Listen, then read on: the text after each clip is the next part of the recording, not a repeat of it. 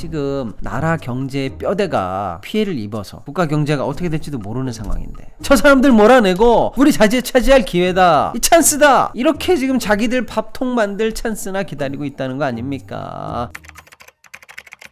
금융, 경제, 이 세상 재밌는 이야기 시동위키의 시동입니다. 반갑습니다. 설명해 와! 자, 오늘의 주제는 바로 포스코입니다. 포항제철, 분노주의, 공포주의. 포스코 언젠가는 한 번쯤 꼭 다뤘어야 될 주제죠. 근데 그게 바로 오늘이 되겠습니다. 끝까지 한번 집중 부탁드리겠습니다. 팔로미. 자, 우선 제일 먼저 포스코 이번에 흰남노 태풍으로 인해서 엄청난 피해를 입었습니다. 그런데 피해 당일 또는 그 직후에 언론에 별로 많이 안 나왔습니다. 지금도 상상 초월하는 위기인데 문제의 심각성에 비해서는 언론에 많이 다뤄지지는 않고 있어요. 피해 초기에는 뭐 언론들이 정부 눈치 보느라고 태풍 피해에 대해서 조금 축소하는 톤다운을 했다고 저는 생각하고 있습니다. 정치 얘기하려고 하는 게 아니고요. 정말 엄청난 일인데 생각보다 비상 상황에 대한 보도가 안 나오고 있는 게 답답해서 저라도 오늘 방송을 해야 되겠다 이겁니다. 간략히만 정리하겠습니다. 현재까지 최소 1조 2천억, 많게는 2조까지 피해를 추산하고 있습니다. 물론 연결업체 등등등등 합쳐서 추산하는 걸 수도 있고요. 정확한 규모는 지금 예측이 되진 않고 있습니다. 피해를 계산하는 방식이 다 다르니까요. 하여간 어떻게 계산하던 지금 피해 규모가 천문학적인 그런 상황이 되겠습니다. 자, 그런데 여러분, 포스코 이 포항제철이 입은 직접적인 피해만 문제가 아닙니다. 지금 이미 여러분 많이 아시겠지만 혹시나 잘 체감을 못하시는 분들을 위해서 말씀드리겠습니다.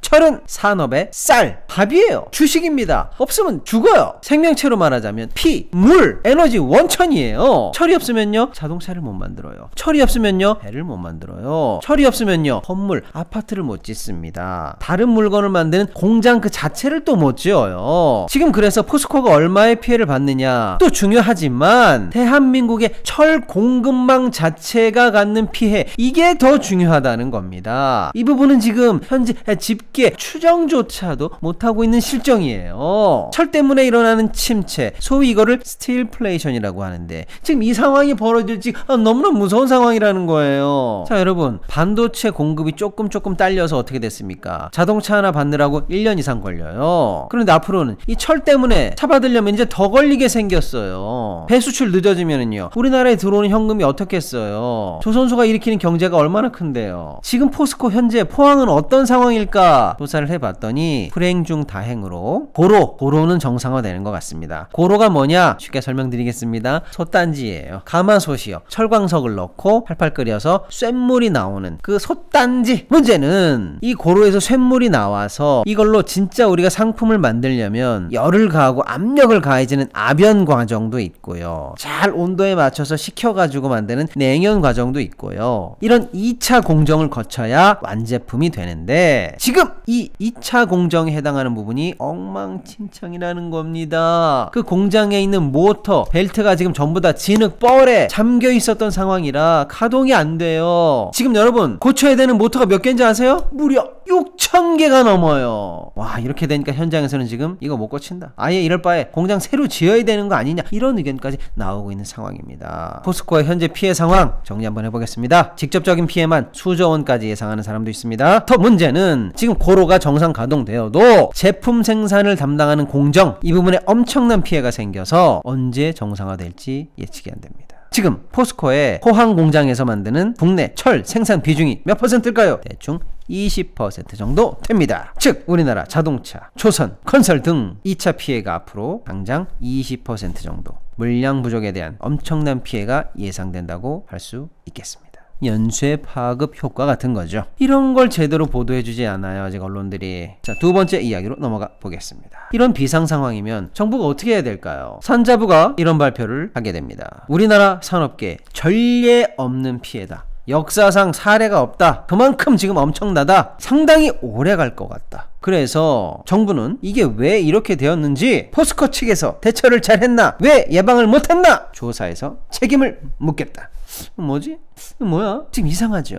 빨리 회복하는데 물적, 인적 자원을 총동원해서 국내 산업에 미치는 연쇄 파급 효과를 빨리 차단하겠다. 정상화에 최선을 다하겠다. 이래도 시원찮을 판에 정부가 하는 말이 조사해서 책임을 물어 처벌을 해. 그런데 포스코 경영진은 또 뭐라고 하나 봤더니 12월이면 다 정상화가 된대요.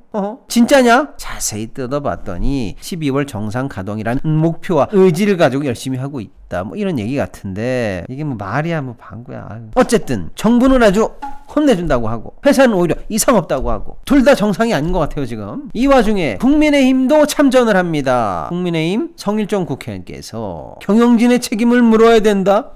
정말 다들 왜 이러고 있죠? 비밀은 바로 이겁니다. 이참에 경영진의 책임을 물어서 싹 관두게 해야 새 정부에 있는 사람들이 들어갈 자리가 나죠. 회장도 사장도 이사도 그냥 싹 바뀌어야 정부나 여당 정치인들이나 그쪽 언저리에 있는 사람들이 들어갈 자리가 나는 거죠.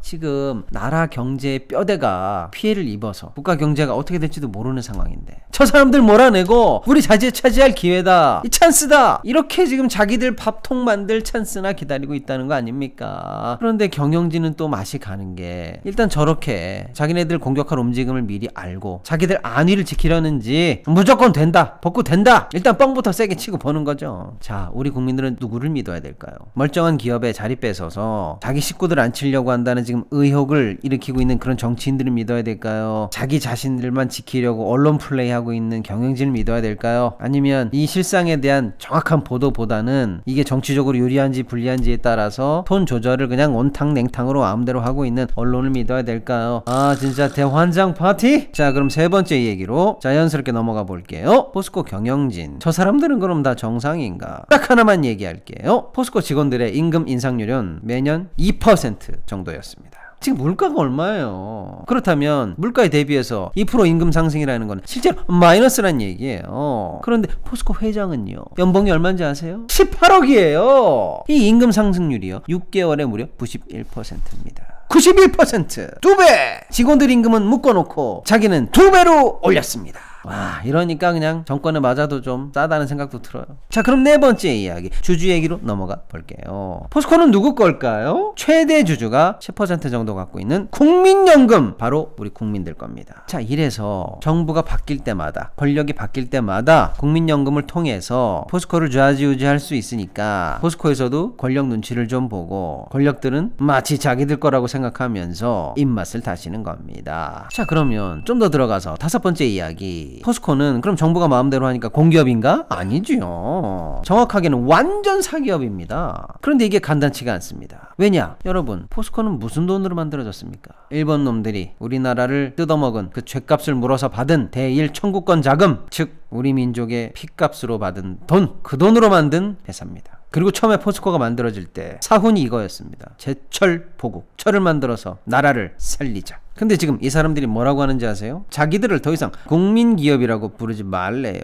더 이상 관심을 갖지 말고 좀 내버려 두랍니다. 우린 사기업입니다. 우리끼리 살게 좀 내버려 두세요. 이러고 있어요. 미쳐버리게 않나요 진짜. 그러면서 지금 포스코의 기업 구조가 바뀌었습니다. 예전에는 여러분, 포항제철이 상장 회사였습니다. 지금은요, 포스코 홀딩스가 상장 회사입니다. 같은 거 아니야? 영어로만 바뀐 거 아니야? 아닙니다. 정확하게는 포스코 홀딩스가 상장법인이 되고 지주회사 역할을 하고 포스코 홀딩스 밑에 예전에 포항제철, 지금 포스코가 있는 겁니다. 즉 지주회사는 포스코 홀딩스, 포스코와 기타 등등 자회사, 이렇게 기업 구조가 바뀌었습니다. 그러면서 포스코 홀딩스의 본사를 서울로 옮겨버렸어요. 포항에는 공장만 남겨놓고 서울로 가겠다 이거죠. 그러니까 포항에서 가만히 있나요? 포항 시민들은 막 계속 시위하고 포항시장도 막 난리. 그래서 뭐라고 했는지 아세요? 아, 예, 죄송합니다, 다시 포항으로 돌아올게요. 그러더니 지금까지 이행을 안 하고 있어요. 그리고 포항제철에서 포스코 홀딩스로 지주회사 체제로 바뀌면서 뭘 약속했는지 아세요? 앞으로 포항제철, 즉 포스코 물적 분할하지 않겠다. 그리고 주주들에게 30% 배당을 약속하겠다. 주주 이익을 최대한으로 지키겠다. 그런데 작년에 이익이 엄청 났어요. 그런데 배당을 얼마나 했게 해요? 교작 18%.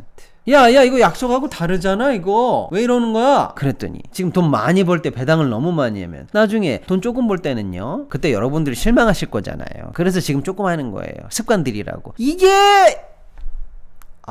이런 헛소리를 하고 있습니다. 국민기업이 아니라고 헛소리를 하면서 지주회사로 바꾸더니 포항으로 다시 돌아가겠다 그러더니 안 돌아가고 있고, 배당 많이 해주겠다 그러더니 안 하고 있고, 우리 국민들한테는 제발 좀 관심 끄라고, 나 좀 놔둬 이러고 있는 거죠. 그러는 와중에 그럼 포스코홀딩스에서 무슨 일이 일어났는가? 여러분 다 기억하실 겁니다. 정말 안타까운 사건이죠. 한 여성 직원이 무려 상사를 비롯한 4명의 남자 직원으로부터 성폭력을 당했습니다. 그리고 그것을 사내에 일단 진정을 냈더니 2차 피해가 나오는 상황. 뭡니까? 우리 국민기업 아니다, 내버려둬 그러더니 글로벌 대기업이 저딴 식의 조직 문화가 어디 있습니까? 이거 어디 뭐 동네 구멍가게도 안 되는 수준인 거죠. 자, 그리고 여러분, 포항제철을 포스코홀딩스라는 지주회사로 바꾸면서 그 이유가 뭐냐 그랬더니 뭐라고 그랬는지 아세요? 우리는 제철 말고 다른 신사업도 많이 해. 미래, 친환경, 글로벌 그런 회사 될 거야. 그래서 지주회사로 바꾸고 포스코홀딩스 제철 빼고, 그리고 포항제철 말고 다른 기업도 우리 지주회사 밑에서 쫙쫙 키울 거야. 구글처럼. 그 결과가 어땠을까요? 세계 최대의 국부펀드가 어딘지 아십니까? 노르웨이 연기금입니다. 노르웨이 연기금이 포스코에 대한 투자를 철회하겠다, 이런 계획을 발표합니다. 그리고 네덜란드 연기금은 이미 투자 철회를 했습니다.